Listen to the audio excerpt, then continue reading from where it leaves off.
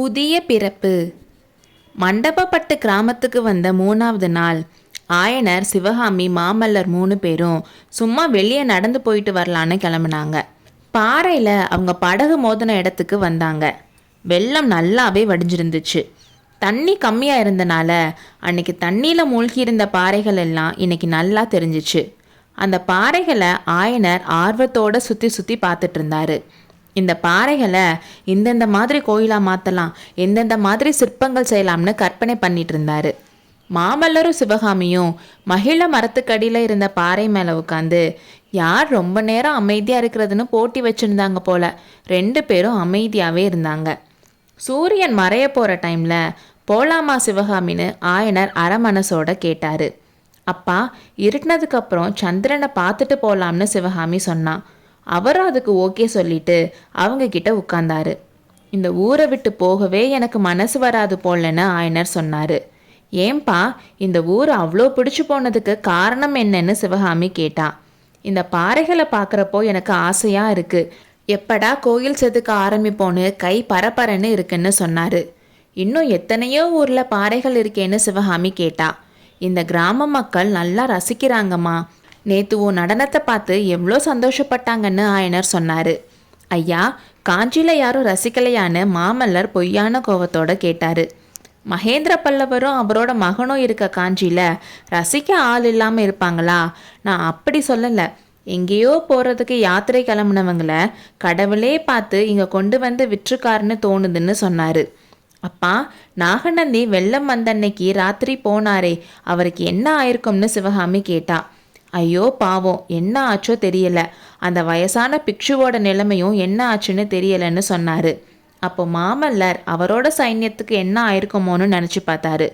இந்த குண்டோதரன் காலையிலேயே படகுக்கு ஏற்பாடு செஞ்சுட்டு வரேன்னு போனானே, இன்னும் ஆளை காணோமேன்னு நினச்சாரு. கொஞ்ச நேரத்திலேயே வானத்தில் வட்ட வடிவத்தில் சந்திரன் உதயமாச்சு. கொஞ்ச நேரத்துக்கு நிலாவோட அழகை பற்றியே எல்லாரும் பேசிட்டு இருந்தாங்க. ஆயனருக்கு இருந்த ஆர்வம் தாங்க முடியாமல் இந்த நிலா வெளிச்சத்தில் இந்த பாறைகளை ஒரு தடவை சுற்றி பார்த்துட்டு வரேன்னு சொல்லிட்டு போனார். மாமல்லரும் சிவகாமியும் ரொம்ப நேரம் அமைதியாக இருந்தாங்க. ஆனால் அவங்க கைகள் மட்டும் ஒன்று சேர்ந்து ஏதோ ரகசியம் பேசிகிட்டு இருந்துச்சு. கொஞ்ச நேரத்துக்கெல்லாம் அவங்க பூமியிலேயே இல்லை, சந்திர மண்டலத்துக்கு போய் அப்புறம் நட்சத்திரங்களுக்கு இடையில மிதந்துட்டு இருந்தாங்க. அப்படி அவங்க வான்வெளியில் மிதந்துட்டு இருந்தது ஒரு செகண்டா இல்லை பல யுகங்களுக்கான தெரியாத அளவுக்கு ஆனந்த வெள்ளத்தில் மிதந்துட்டு இருந்தாங்க. அப்போ ஒரு இளங்காத்து வீசி மகிழ மரத்தில் இருந்த மகிழம் பூவையெல்லாம் பொல பொலன்னு அவங்க தலையில் உதுத்து விட்டுச்சு. 2 பேரும் இப்போ பூமிக்கு வந்து சேர்ந்துட்டாங்க. சிவகாமி, என்ன யோசிச்சுட்டு இருந்தேன்னு மாமல்லர் கேட்டார். அது அவளுக்கு எங்கேயோ தூரமாக இருந்து கேட்ட மாதிரி இருந்துச்சு. பிரபு, என் கையை கெட்டியாக பிடிச்சிக்கோங்க, விழுந்துருவேன் போலன்னு சிவகாமி சொன்னான். ஏன் சிவகாமி, உடம்பு இப்படி நடுங்குது? குளிர்காத்துனாலையான்னு மாமல்லர் கேட்டார். இல்லை பிரபு, குளிர்னால இல்லை, என் உடம்பு கொதிக்கிறத பாருங்கன்னு சிவகாமி சொன்னப்போ அவளோட குரலும் நடுங்குச்சு. அப்புறம் ஏன் இப்படி நடுங்குறேன்னு மாமல்லர் கேட்டார். ஏதோ பயமாக இருக்குது, நான் உயிரோட தான் இருக்கேனான்னு சிவகாமி கேட்டா. இது என்ன கேள்வி? உயிரோட இல்லைன்னா எப்படி என்கிட்ட பேச முடியும்னு மாமல்லர் கேட்டார். கொஞ்ச நேரத்துக்கு முன்னாடி தான் எங்கேயோ வான்வெளியில் போயிட்டு இருந்த மாதிரி இருந்துச்சு. அங்கே ஏதோ ராகம் கேட்டதும் என்னோட ஆத்மா அந்த ராகத்துக்கு நடனம் ஆட ஆரம்பிச்சிருச்சு. அதெல்லாம் பிரம்மை தானே, உண்மையாகவே நான் இறந்து போயிடலன்னு கேட்டா. ஆமாம் சிவகாமி, ஒரு விதத்தில் நாம் 2 பேருமே செத்து மறுபடியும் பிறந்திருக்கோம். 3 நாளைக்கு முன்னாடி நாம் இந்த கிராமத்துக்கு வந்தப்போ தனித்தனி உயிராக இருந்தோம். இன்னைக்கு நீ அந்த சிவகாமியும் இல்லை, நான் அந்த நரசிம்மனும் இல்லை. என்னோட உயிரில் நீ கலந்துருக்க, உன் உயிரில் நான் கலந்துருக்கேன். அதனால் நம்ம 2 பேருமே செத்து மறுபிறவி எடுத்திருக்கோம். அதுவும் 3 நாள்லன்னு சொன்னார். 3 நாள் தானா? என்னால் நம்ப முடியலை. ரொம்ப நாள் ஆன மாதிரி இருக்குன்னு சிவகாமி சொன்னான். அதுவும் உண்மைதான். இந்த 3 நாள் வெறும் 3 நாளாக இல்லை, இதுக்கு முன்னாடி எத்தனையோ ஜென்மங்களில் நாம் பார்த்துருக்கோம், காதலிச்சிருக்கோம், பிரிஞ்சிருக்கோம், சேர்ந்துருக்கோம். அவ்வளோ அனுபவத்தையும் இந்த 3 நாளில் மறுபடியும் அனுபவிச்சிருக்கோம்னு சொன்னார்.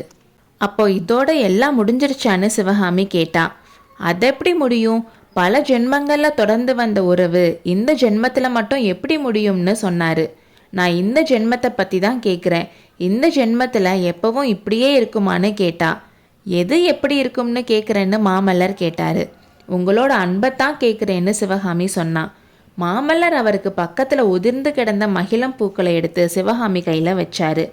சிவகாமி, என்னோட அன்பு மல்லிகை முல்லை பூக்கள் மாதிரி இன்னைக்கு வாசனையாக இருந்துட்டு நாளைக்கு வாடி வதங்கி போகிறது இல்லை. என்னோட அன்பு மகிழம்பூ மாதிரி நாளாக அதோட வாசனை அதிகரிக்கும். வாடி போனாலும் காஞ்சு போனாலும் அதோட வாசனை அதிகரிச்சுட்டு தான் இருக்கும். அன்னைக்கு தாமரை குளக்கரையில் என்கிட்ட வாக்குறுதி கேட்டேல, ஞாபகம் இருக்கா? அந்த வாக்குறுதியை இப்போவும் கேட்குறியான்னு கேட்டாரு. இல்லை பிரபு, வாக்குறுதிக்கு பதிலாக மன்னிப்பு தான் வேணும்னு சொன்னான். எதுக்கு மன்னிப்புன்னு கேட்டாரு. உங்களை சந்தேகப்பட்டதுக்கு, உங்களை பற்றி ஒரு துஷ்ட நாகம் சொன்ன விஷம் தடவிய வார்த்தைகளை நம்பினதுக்குன்னு சொன்னான். அப்போ அவங்க பக்கத்தில் லேசாக சரசரன்னு சத்தம் கேட்டு சிவகாமி திரும்பி பார்த்தா. அவங்களுக்கு பக்கத்தில் ஒரு பாம்பு நெளிஞ்சு நெளிஞ்சு போயிட்டு இருந்துச்சு. ஐயோ அப்பா, பாம்புன்னு சிவகாமி கத்திக்கிட்டே எந்திரிச்சா. மாமல்லரும் டக்குன்னு எந்திரிச்சு சிவகாமியை அவரோட சேர்த்து கட்டி பிடிச்சிக்கிட்டு, பயப்படாத சிவகாமி, நான் இருக்கும்போது என்ன பயம் என்றார். அடுத்த அத்தியாயத்தில் சந்திப்போம்.